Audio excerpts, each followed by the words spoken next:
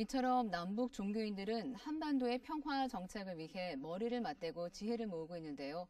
하지만 태평양 전쟁을 일으킬 당시 일본의 기독교는 천황 이데올로기에 복속돼 있었고 천황제는 기독교보다 높은 종교적 전위를 가지고 있었던 것으로 밝혀졌습니다. 미국 감리회가 작성한 선교 보고서 내용을 송주열 기자가 보도합니다. 일본의 개신교 역사는 1859년 미 북장로교회 의료 선교사 헵번과 미국 성공회 윌리엄스 등에 의해 시작됐습니다.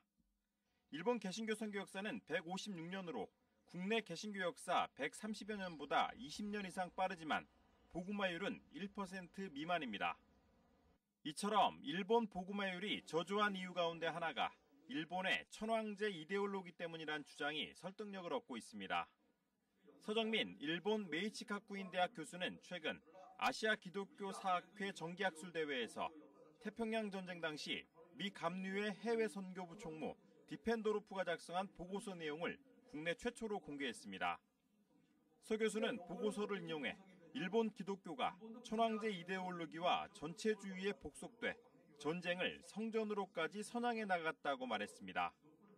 서 교수는 이어 디펜도로프는 신사참배가 조상신과 천황, 전설의 인물들까지를 신적 존재로 숭배하는 철저한 종교체계며 기독교 신앙과 대립되는 것이라고 인식했다고 밝혔습니다. 천황제 이데올로기는 정치 이데올로기가 아니고 정치 체제가 아니고 이것은 국가 의례가 아니고 이건 완전히 종교다라는 결론을 내고 있습니다. 그러니까 사실은 신사참배를 반대해왔던 사람들의 천황제 판단이 맞은 거죠. 서 교수는 천황제와 함께 가족국가론 역시 일본 기독교에 많은 영향을 끼쳤다고 덧붙였습니다.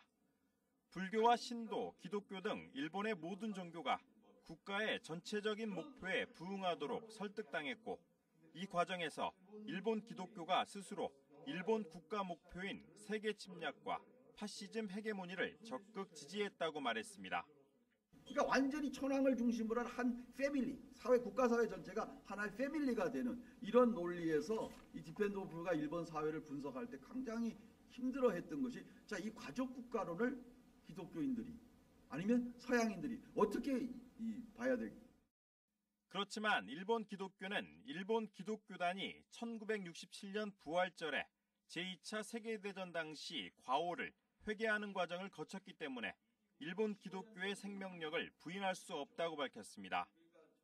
태평양 전쟁 당시 일본 기독교계에 대한 분석을 담은 미국 감리회 보고서가 공개되면서 일본의 기독교 수용 과정에 대한 이해의 틀을 넓히는 계기가 될 것으로 보입니다. CBS 뉴스 송결입니다.